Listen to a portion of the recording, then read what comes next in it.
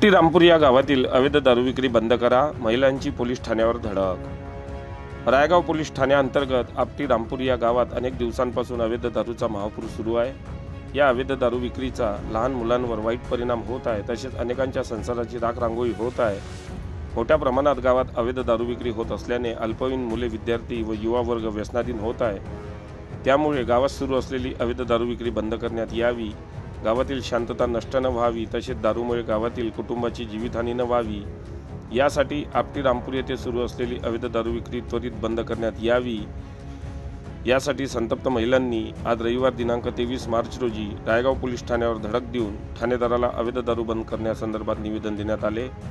तसेच गावात सुरू असलेली अवैध दारू विक्री ही कायमस्वरूपी बंद करण्यात यावी अशी मागणी सुद्धा निवेदनातून करण्यात आली आहे। गावातील दारू विक्री बंद न झाल्यास अन्यथा तीव्र आंदोलन छेडण्याचा इशाराही यावेळी महिलांनी दिला आहे। यावेळी निवेदन देताना उपसरपंच शशिकांत पिंपरे, ग्रामपंचायत सदस्य ओमप्रकाश मेश्राम, दीपक कोडापे, मारुती धुर्वे, मंदा मेश्राम, सविता येरकाडे, मालताबाई मेश्राम, अन्नपूर्णा नेहारे, शारदा परचाके, वंदना किन्नाके, गीता टोळे, सविता येरकाडे, कल्पना मरसकोले, सविता धुर्वे, ललिता कोडापे, चंद्रकला आत्राम, लक्ष्मी धुर्वे, सोनू मरसकोले, माधुरी येरकाडे, शांताबाई उईके, सविता धुर्वे इत्यादी गावकरी उपस्थित होते।